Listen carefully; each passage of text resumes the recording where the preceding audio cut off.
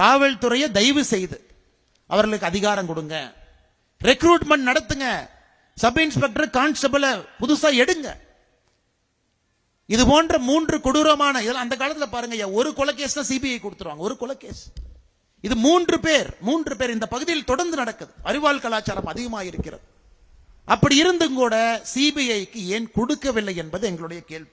இது முதலமைச்சருக்கு நான் எழுதிய கடிதங்க. டிசம்பர் 6ஆம் தேதி நான் எழுதிய கடிதம் இது. இந்த கடிதத்தில் எங்கேயுமே பாத்தீங்கன்னா அரசியல் கிடையாதுங்க ஐயா. முதலமைச்சர் அவர்களே, தமிழகத்தில் நீங்க ஆட்சிக்கு வந்த பிறகு உங்கள் முதல் ஆண்டுல பெண்களுக்கு குழந்தைகளுக்கு எதிரான குற்றம் 8.65% அதிகமாக இருக்கு. அதெல்லாம் நான் எழுதவே இல்லைங்க. அதெல்லாம் சொன்னா அரசியல் என்றுவாங்க.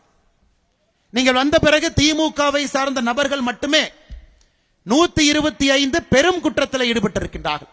அதை பட்டியல் போட்டு அன்னைக்கு ஆளுநர் ஐயாவை பார்த்து பாரதிய ஜனதா கட்சி கொடுத்துட்டு வந்திருக்கோம். 125 பெரும் குற்றம்.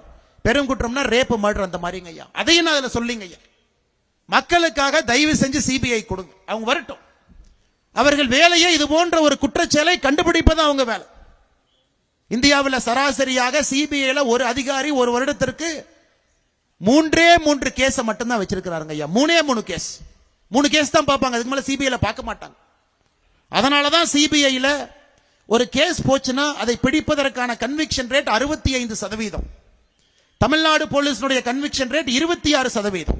பந்தோபஸ்தும் பண்ணணும், கிராமத்துக்கும் போகணும், ரோந்தும் போகணும், முதலமைச்சர் வந்தா கை கட்டி நிக்கணும், ஆர்ப்பாட்டத்துக்கு பர்மிஷன் கொடுக்கணும், வாகனங்கள் செல்லும் பொழுது அவர்களுக்கும் இந்த இடைவெளியை ஏற்படுத்தி கொடுக்க வேண்டும். ஆனால் எங்களுடைய கோபம் காவல்துறையின் மீது கிடையாதுங்க ஐயா. காவல்துறையினுடைய கையை கட்டி போட்டு விட்டு வேலை செய்ய என்றால் செய்ய முடியாது.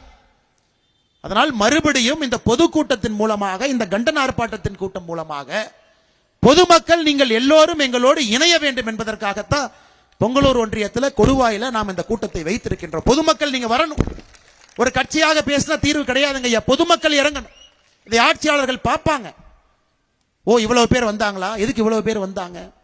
உள்ளூர்ல எம்எல்ஏ இருக்கிறாங்க, உள்ளூர்ல ஆளும் கட்சியை சார்ந்த நபர்கள் இருக்கிறாங்க, அவங்க முதலமைச்சருடைய கவனத்துக்கு கொண்டு போவாங்க. அண்ணே சிபிஐ கொடுத்துடலாங்க, நம்மளால பிடிக்க முடியல, 42 நாள் ஆச்சு, இன்னும் பிடிக்க முடியல, எஸ்பியை மாத்திட்டாங்க, புது எஸ்பி வந்திருக்கிறாங்க. அதனால் என்னுடைய அன்பான வேண்டுகோள் இங்க இருக்கக்கூடிய எல்லா பொதுமக்களுக்கும், நான் என்னுடைய உரையை முடித்த பிறகு பாரதிய ஜனதா கட்சியினுடைய இந்த பகுதியினுடைய தலைவராக இருக்கக்கூடிய அண்ணன் செந்தில்வேல் அவர்கள் உங்ககிட்ட ஒரு கையெழுத்து இயக்கத்தை ஆரம்பிப்பாருங்க ஐயா. ஒரு கையெழுத்து இயக்கத்தை ஆரம்பிப்போம். நமக்கு பொங்கலூர் ஒன்றியத்தில் 50,000 பொதுமக்களுடைய கையெழுத்து நமக்கு வேண்டும். 50,000 பொதுமக்களுடைய கையெழுத்து. ஒரு வீடாக, ஒரு கடையாக. நீங்க திமுக இருங்க, உங்க வீட்டுக்கு நாங்க வருவோம்.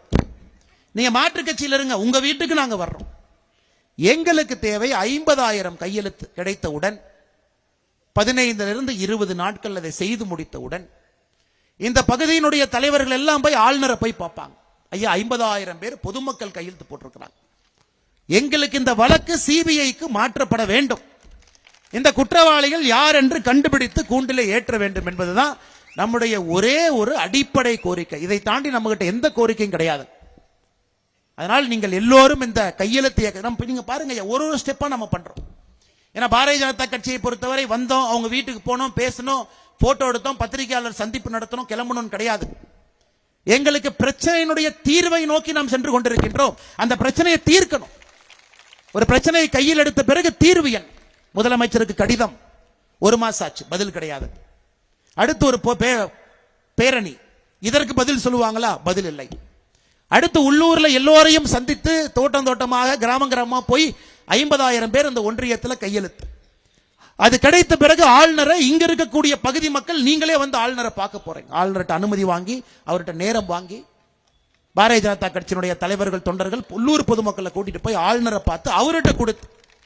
ஆனால் நம்மை பொறுத்தவரை குற்றவாளிகள் நீங்கள் எங்க இருந்தாலும் உங்களை நாங்கள் விட போறது கிடையாது. உங்களை நாங்கள் கண்டுபிடிக்க போறோம். அது உங்களுக்கு மாற்று கருத்து வேண்டாம். கண்டுபிடிக்க போகின்றோம் என்று சொல்வதை விட உங்களை வேட்டையாட போகின்றோம். ஒரு கிராமத்தில் வந்து யாரோ தூங்கிட்டு இருக்கிறாங்க, 3 பேர்த்த வந்து ஒரு பைப்பை கொண்டு வந்து கொலை செய்து விட்டு யாரும் பிடிக்க மாட்டாங்க அப்படிங்கிற தைரியத்தில் எங்கேயோ ஓடிக்கொண்டிருக்கின்றார். அதற்காகத்தான் பாரதிய ஜனதா கட்சி ஒரு பொதுநலமாக மக்களுக்கு நாம் இருக்கின்றோம், நாம் அதை செய்ய வேண்டும் என்பதற்காக கொடுவாயில் அந்த நிகழ்வு நடந்து கொண்டிருக்கிறது. எல்லோரும் நம்மோடு ஒருங்கிணைந்து இந்த கையெழுத்து இயக்கத்தில் நீங்கள் பங்கேற்று மிக விரைவாக 15-20 நாள் கூட வேண்டாங்க, மனசு வச்சா 10 நாள். ஏன்னா ஒரு நாள் நாம் தாமதிப்பதும் தவறு என்பது என்னுடைய கருத்து. எவ்வளவு வேகமாக இதை செய்ய முடியுமோ இதை சிபிஐக்கு கொண்டு போகும்.